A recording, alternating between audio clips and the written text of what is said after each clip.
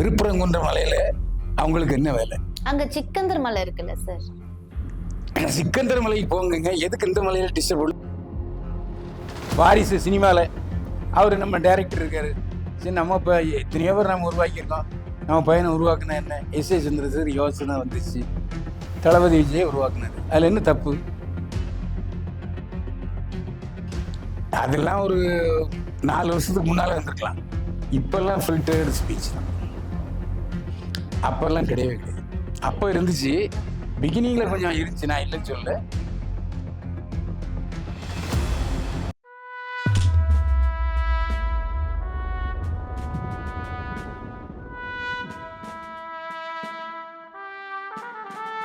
Sir இப்ப வந்து இவங்க அந்த எல்லைக்கல்னு சொல்லக்கூடிய அந்த தீபத்தூண்ல போய் தீபம் ஏத்துனா அங்க இருக்கக்கூடிய இஸ்லாமிய தோழர்கள் சென்று வரத்துக்கு அது வந்து பிரச்சனையா இருக்காதா? திருப்பரங்குன்ற மலையில அவங்களுக்கு என்ன வேலை? அங்க சிக்கந்தர் மலை இருக்குல்ல சார்.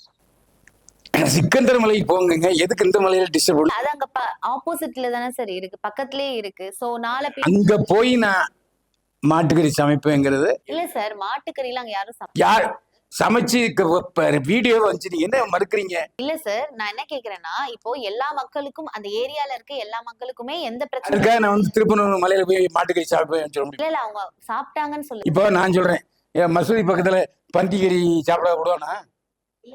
நான் கேட்கறதுக்கு பல் சொல்லுங்க, தப்பு இல்ல. அதாவது பன்றிங்கிறது பன்றி அது வந்து அவங்களுக்கான மலை தானே சார்? கிடையவே கிடையாது. அது வந்து திருப்பரங்குன்ற மலைக்கும் அவங்களும் சம்பந்தமே கிடையாது. இல்ல சார், சிக்கந்தர் மலைங்கிறது ரொம்ப வருட காலமா கிடையாது. இந்த எப்ப இஸ்லாமியர்கள் வந்தாங்க படையெடுப்பு? நம்மளுடைய நான் சொல்றதை புரிஞ்சுங்க. திருப்பரங்குன்றது 2000 வருஷமா இருக்கு. இஸ்லாமியர்கள் எப்போ படையெடுத்து அப்பதான் அது மாறி இருக்கு. திருவள்ளிகளை போய் பாருங்க. நான் சொல்றது கேளுங்க. திருவல்லிக்கேணியில போய் பாருங்க. அந்த மசூதி அக்கரகாரத்தை எவ்வளவு இடிச்சு அப்படியே இன்னும் பார்வையா இருக்கு, போய் பாருங்க. ஏங்க நீங்க பள்ளிக்கூடத்துல படிக்கலையா? இல்ல சார், நான் படிச்சேன் சார். இல்ல சார், இப்ப ஹச் ராஜா என்ன சொன்னாருல்ல, பாபர் மசூதி இடுப்பழகுல எப்படி ஒரு கலவரம் வந்துச்சோ அந்த மாதிரி ஒரு கலவரம் வந்து திருப்பரங்குன்றத்திலையும் சிக்கந்தர் மலையிலையும் வரணும் அப்படிங்கிற அப்படி இருக்கணும், வந்தா என்ன அப்படின்ற மாதிரி அவர் பேசினாரு. அப்போ இப்ப ஒரு சாதாரணமான சூழ்நிலையில இருக்கக்கூடிய மக்கள் அவங்க வேலையை பார்த்துட்டு இருப்பாங்க. இப்ப இந்த மாதிரியான புதிதாக கிளப்பக்கூடிய இந்த பிரச்சனைகள்னால மனிதர்களுக்குள்ள இருக்கக்கூடிய அந்த மத நல்லிணக்கம்ங்கிற ஒரு விஷயம் பெரிதா பாதிக்கப்படுது இல்ல சார்? நான் சொல்றது இஸ்லாமிய எம்எல்ஏ போய் எங்க சேட்டை பண்ணதான் இந்த பேச்சு வந்தது. அதுக்காக எச் ராஜா பேச்சை நான் ஆதரிக்கிறத அர்த்தம் சார். நீங்க வந்து உங்க லைஃப்ல வந்து இது வரைக்கும் புத்தகங்கள் படிக்கிற ஐடியா இருக்கா? படிச்சிருக்கீங்களா சார்? ஆமா. என்ன மாதிரியான புத்தகங்கள் சார் படிப்பீங்க? எனக்கு எது பிடிக்குதோ அதை படிப்பேன். உங்களுக்கு என்ன மாதிரியான இலக்கியங்கள்ல இல்ல? இலக்கியத்தெல்லாம் எனக்கு ஆர்வம் கிடையாது. ஏன் தெரியுமா? இலக்கியத்தை வச்சு ஒண்ணும் பண்ண முடியாது. தமிழாசிரியர்கள் எங்க பாருங்க. நிறைய தமிழாசிரியர்கள் பெரிய நாட்டு இப்போ நாம இனிமே என்ன செய்ய போறோங்கிறத படிக்கலாமே தவிர. உங்களுக்கு என்ன ஜானர் சார் ரொம்ப பிடிக்கும்? புத்தகம் படிக்கிறதுல என்ன ஜானர் ரொம்ப பிடிக்கும்? அடுத்தது என்ன, நம்ம நாட்டு இதுல இந்த மாதிரி ஊழல் நடக்குது, தப்பு நடக்குது, இதை எப்படி சீர் பண்ணலாம் அப்படிங்கிறத பத்தி தான் விஷயங்கள் இப்ப தெரிஞ்சுக்கணே தவிர. அரசியல் கரண்ட் அஃபேர்ஸ் உங்களுக்கு ரொம்ப பிடிக்கும்? அது தனியா புத்தகங்கள் படிக்கிற பழக்கம்லாம் இல்ல? சுயசரிதை மாதிரி உங்க வாழ்க்கையில் நடந்தெல்லாம் ஏதாவது எழுதி வச்சிருக்கீங்களா சார்? சுயசரிதை? ஏன் சுயசரிதை ஒன்றும் படிக்க வேண்டிய தேவையில்லை. இல்ல, உங்களுக்கு நீங்களே எழுதி வச்சிருக்கீங்களா? உங்களுக்கு ஏதாவது? நான் வந்து புத்தகங்கள் போட்டேன். அது ஒரு 20 வருஷம் முன்னால ஒரு 4 புத்தகம் போட்டேன். ஒரு 50,000 போச்சு. ஓ அப்படியா? பேர் என்ன சார்? சிறியங்கள். அது எதை பத்தினது சார் அந்த புத்தகம்? கொஞ்சம் செக்ஸ் பேஸ்ட் ஜோக்ஸ் தான். ஓ, ஜோக்ஸ் மாதிரி, ஜோக்ஸ் மாதிரி நீங்க புத்தகங்கள் வெளியிட்டு இருக்கீங்க. கம்யூனிசம் பத்தி என்ன சார் நினைக்கிறீங்க? கம்யூனிசம் ஃபெயிலியர் ஆகி போன ஒரு விஷயம். கம்யூனிசம் என்பது நம்ம நாட்டுக்கு ஒத்து வராது. அப்ப கேபிட்டலிசம் சரின்றீங்களா? ஆமா, கேபிட்டலிசம். ஏன்னா முதலாளி இருந்தா தாங்க தொழிலாளி இருப்பான். இவங்களுடைய உழைப்பு அவங்க எடுத்துக்கிறது வந்து சரி, எல்லா உழைப்பையும் கொடுக்கணும்ல சார், கொஞ்சம் கீழேயும். நீங்க 40 வருஷம் முன்னாடி உங்களுக்கு தெரியாது எத்தனை இடத்துல இந்த கம்யூனிஸ்டுகள் அந்த சிவப்பு கொடி ஏந்தி அந்த ஆலைகளை மூடியிருக்காங்க தெரியுமா? எங்க பத்திரிகையே, மெயில் பத்திரிகையே மூணுது கம்யூனிஸ்ட் தான். இந்த மாதிரி ஸ்ட்ரைக்னால இப்படி நான் வரிசையா சொல்ல முடியும். அதாவது திமுக அரசுக்கு முன்னால நிறைய போராட்டங்கள் ஆரம்பிச்சு நிறைய தொழிற்சாலைகளை மூடின பெருமை கம்யூனிஸ்டுகளுக்கு உண்டு.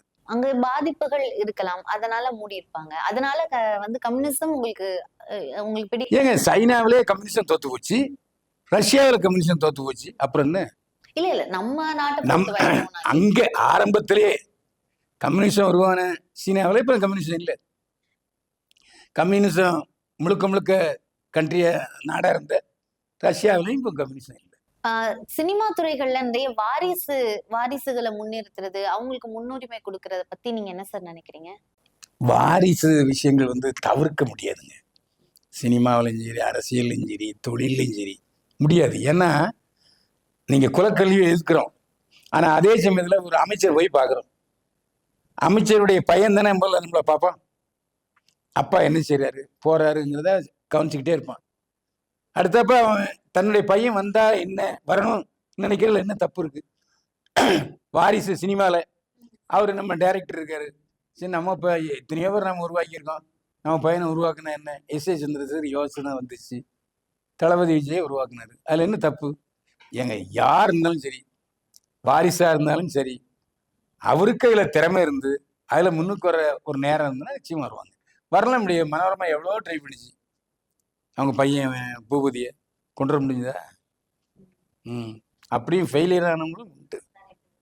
ஆமா, அதனால வாரிசுங்கிறது ராஜாக்கள் இருந்தாங்க, அவங்க இளவரசர் தான் மறுபடியும் ராஜானாங்க. ராஜராஜ சோழன் எடுத்துக்கிட்டிங்கன்னா எவ்வளோ இருக்கு. அதனால அது வாரிசு விஷயங்களை தப்புன்னு சொல்ல முடியாது. இப்போ சிவாஜி கணேசன் மகன் பிரபுவுக்கு திறமை இருந்துச்சு, நடிகரானார். அவருடைய பையன் விக்ரம் திறமுக்கு திறமை இருந்துச்சு, நடிகரானார்.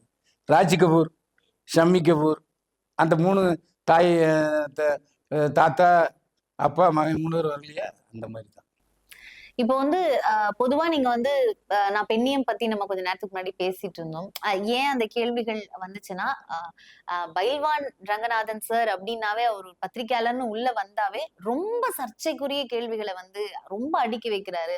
சில நேரத்துல ஸ்டேஜ்ல உட்கார்ந்து இருக்கக்கூடிய ஆக்ட்ரஸ் அங்க இருக்கக்கூடியவங்களே ரொம்ப நொந்துடுறாங்கன்னு நீங்க சொன்னீங்க.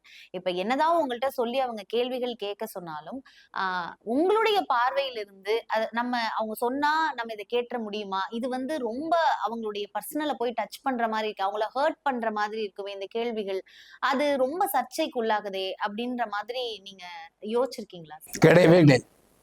நான் என் தொழில செய்யறேன், அவ்வளவுதான். இது வந்து அவங்கள பயங்கரமா காயப்படுத்தாத சார்? உங்க தொழிலாவே இருந்தாலும் பயங்கரமான ஒரு, ஏன்னா நிறைய ஆக்ட்ரஸஸ் வந்து கண் கலங்குறதெல்லாம் நம்ம பார்த்திருக்கோம். நான் அப்படி கண் கலங்குற அளவுக்கு நான் கேட்டதே இல்லை.